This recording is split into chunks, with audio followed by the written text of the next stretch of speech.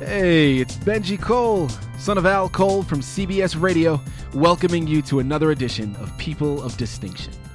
The talk that gives an in-depth view of some of the most dynamic, intelligent, and successful people on the planet. Run to our website, peopleofdistinction.org, for more info, or you can email me directly at benji@alcoleenterprises.com. On the line with us today, we have James A. Gauthier. We'll be discussing his new book, Interstitial Beings, The Doppelganger Connection, available on Amazon, Barnes & Noble, or you can go directly to his personal website and be able to not only pick up this book, but, Jim has quite the canon of work under his belt. He's actually written, 13 completed books and just about to finish his 14th book. So there's a lot of books, of course, that you'll be able to pick up by him. So definitely head directly over to his website and check those out. That's going to be jamesgauthierbooks.com. So it's traditional spelling of James, James, his last name, Gauthier, books, BOOKS.com. Now, just so you guys are aware, Jim was brought to People of Distinction today by some of the best movers in the business, UR Link Publishing. If you have a book that you'd like moved, move it through UR Link. You can find them at urlinkpublishing.com. And guys, listen, I am so beyond excited to have Jim here on the line with us, because really, the first book and the main book that we're really going to be discussing today is... It's a fictional narrative, and the characters that we're going to come to know and go on this journey with, their journey is one of all its own, okay? It's definitely unique in the circumstances, and Jim will, of course, elaborate on that, but really the underlying theme is such a universal message and something that we can all get behind in our human family, and really something that we talk about here on People of Distinction all the time. It's really about acceptance. It's really about integration regardless of differences, beyond differences that way. And it's about unity and coming together in our human family. And although some of the characters that we meet may not generally be classified as being part of our human family, at the end of the day, again, they still find a way to coexist with the members of the story, and it's such a fantastic message that Jim has comprised and put together for us. So without further ado, we have Jim here on the line with us. Jim, first and foremost, man, thank you so much for being a guest with us on People of Distinction. How are you today? I'm doing fine, thank you. Fantastic. Well, listen, Jim, let's jump right in, okay? Tell us about the book, Interstitial Beings, The Doppelganger Connection. Give us a brief synopsis. Okay. Interstitial Beings was the result of I had a dream in the middle of the night. The word interstitial came to me. I had no idea what it meant. I've never used it in my vocabulary as a lawyer for 35 years. So I didn't even know what it meant. As I looked into the word interstitial, the whole concept of doppelgangers came in to play. And through that, it came to my ability to develop a story and how these virtually ancient aliens who've been on this planet for 500 years came out of stasis. Two of them did, Jari and Dari. And they use different means to introduce themselves slowly to the human children that were in the home that they occupied. And over time, they revealed themselves, and there's a whole conflict going on between this race. There's kind of like the good guys and the bad guys. Mm-hmm. They have the bad guys that hunt down the good guys. They put them in boxes and they die. And basically, they are called trappers, and the good guys are called travelers. And that all occurred early on, over 1,000 years ago, from their planet, where they went into space to escape the trappers and ultimately came to the Earth, where they occupied the interstitial spaces, which are the spaces between two solid objects. And they've been there for over 500 years and without any real interaction with the human race until this book comes about. And it develops their friendship, how they came to each other through silly things that were going on in their home, touching, kissing in the middle of the night, and basically almost like poltergeist or something like that. So ultimately, they introduce themselves and fall in love with the two Earth people, and they have children. And their children can exist in solid, liquid, or gas form, and they usually stay in a gas form because they can't be seen by the trappers.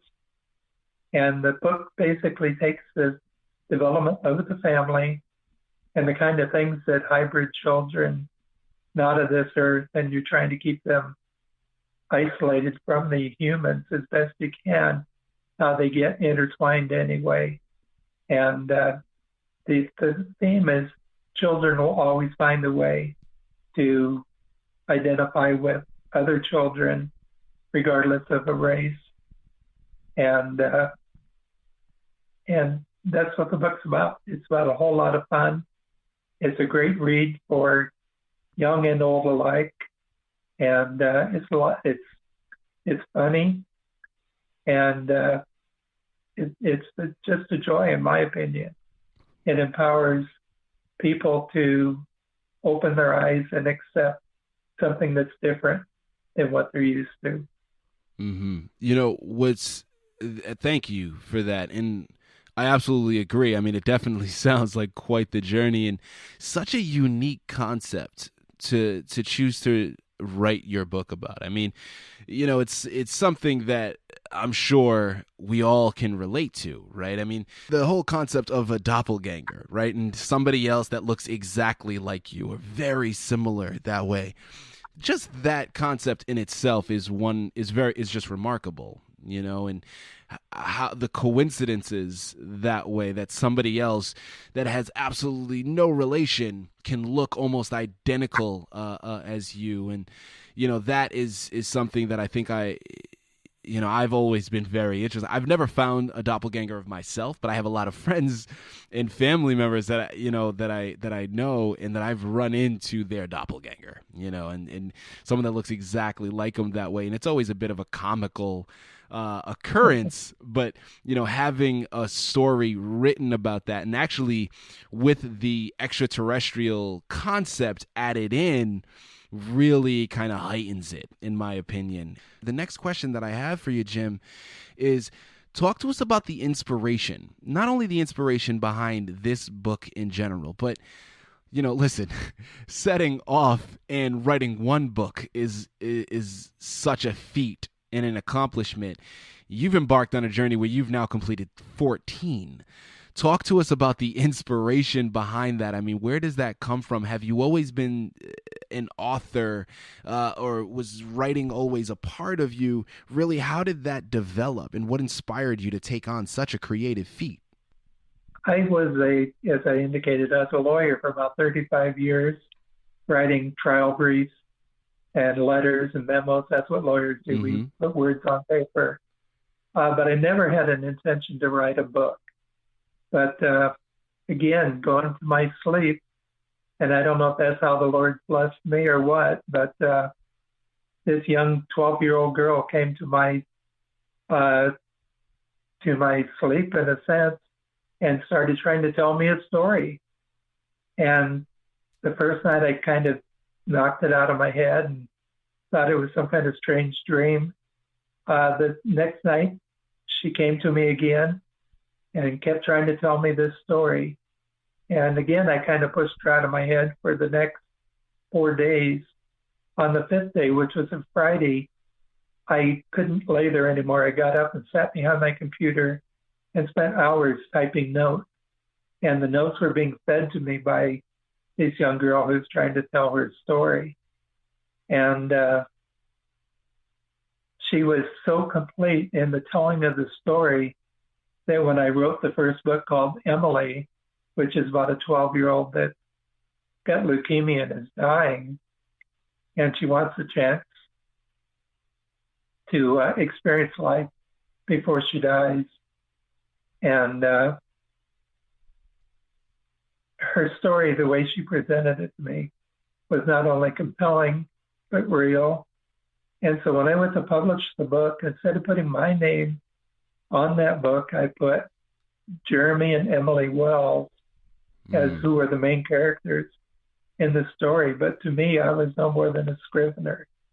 And they brought the story to me. And I wrote the book. And it came out very well. And I thought it was done. And then Emily, too, came along. Because it was illegal for Emily at 12 years old. She wanted to have a chance to marry a 17-year-old named Jeremy, just so she could experience life before she died. And marriage was illegal, of course, under age 16. Mm-hmm. So her mother privately married them. And then Emily, too, comes along. And it addresses the legal battle to give children that are dying of cancer the opportunity to experience life. And that's what that book is about.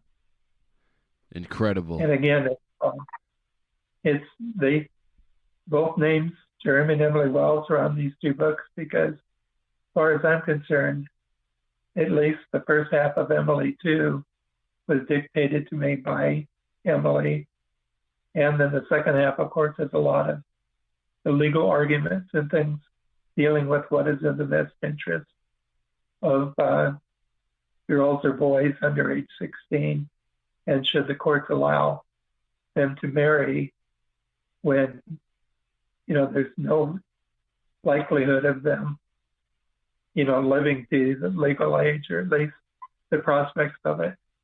So it addresses the needs of young people who want to experience life. So those two books gave me the motivation to decide that maybe I'll try writing.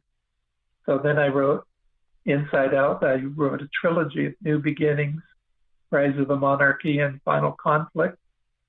And those books are more focused on societal conditions dealing with government being open, issues related to things like drone technology, the monitoring of our privacy, and so on, and what this high school trains these young people to go into government, to keep government under control as much as they can. Mm-hmm. It all falls apart in Rise of the Monarchy, where the president and the Congress choose to develop a feudal system of government and take away the Constitution from the people, and how the military comes into play and their loyalty. In the meantime, the heroines in those books, they develop a system where they can control computers and things like that. And Final Conflict ends the use of military combated type activities. I mean, it shut down aircraft, it shut down military trucks, and it's very compelling. Well, so, it sounds like for it. Somebody who honors the military and history, I spent hours and hours. The books are full of historical quotes as they try to resolve these different issues. Absolutely. So it just led me down, as I kept going. And each of my books are different. Anna Banana is about a slug that almost stepped on. It's a children's book. Amy's Court empowers young women to make a change in life. And she, through her community efforts, developed her own private court system. Unacceptable Expectations is about a girl named Rachel. And again, the name came to me in the middle of my sleep.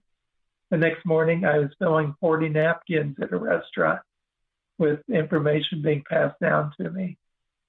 And it's all about a young teacher that is not willing to accept the chain and link type education programs, and how she ultimately develops her own teaching method at her own schools. And then I had two books that are nonfiction, Ian and Ellie, which deals with near identical twins, and then A Gift from God, which focuses on their adopted daughter and the things that came about from that.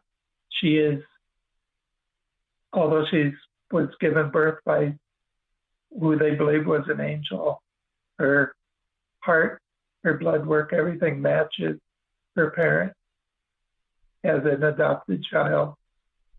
So, those are both very, very fascinating books. And then the final one is Until Tomorrow, which is about a young woman who graduated from college.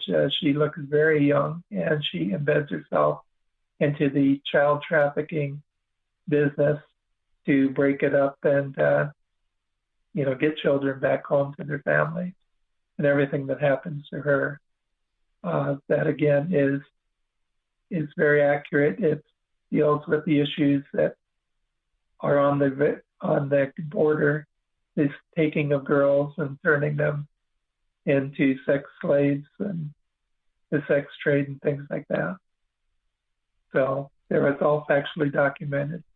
So that's kind of the litany of my thought process going from Emily to Until Tomorrow, which was my last book before the one I'm working on.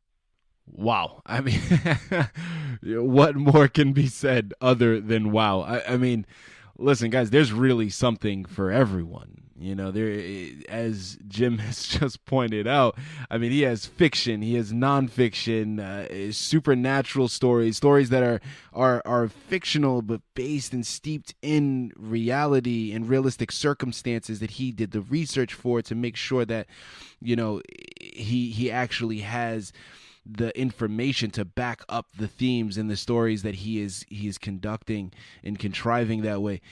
Jim, that is incredible, man. Listen, call it divine intervention or paranormal influence, whatever you'd like. There's something that happens to you when you go to sleep and these ideas come to you because there's somebody speaking through you. And as you've stated on numerous occasions, this has happened. So this is, just make sure you're getting plenty of sleep because it seems like all these ideas are coming to you right around that time. That is fantastic. Yeah, unfortunately, I don't get enough sleep, but I do like the ideas. Of course. And, it's just how it all comes together. I have got to just put that in the hands of the Lord because I'm just doing my best. But the storylines are all fun. They're good reads for the entire families. And, and I look forward to my next adventure. Absolutely. Yeah, well, we look forward to taking all of these adventures with you, Jim. Guys, again, here on the line with James A. Gauthier, we started off by discussing his book, Interstitial Beings, The Doppelganger Connection, again, available on Amazon, Barnes & Noble, and also on his personal website. And then he went in and talked really about, as he stated, the litany of books that he's also been able to put together. He has quite the canon. In the last one he, of course, discussed was Until Tomorrow, I Will Love You Until There Are No Tomorrows. Jim, fantastic, man. I had a list of questions that I wanted to ask you, and then just, you kind of took control and went about it. And a lot of those questions that I was going to ask were answered just naturally through your explanations. Now, one question that I do, as we're tying up here, that I do really want to make sure that I get across is, there's so many books that we've highlighted, and that you've been able to bring to our table today, and we truly appreciate that. And there's a lot of different themes, of course, that are discussed. But let's go back to the main book of the hour that we really wanted to kind of focus on: Interstitial Beings, the Doppelganger Connection. If there's one particular message and one particular theme that you really want our audience here at People of Distinction to know about interstitial beings, that they have to be able to take from this interview, what is that message? I guess it would be the whole concept of acceptance of a race outside of the norm that's a little bit different than us, but they have the ability to copy our being, so that we now have doppelgangers running around. And it's just all about learning from each other, acceptance, trust, and ultimately redemption through the government when the government accepts them as another race, especially since they were here 500 years prior to our government.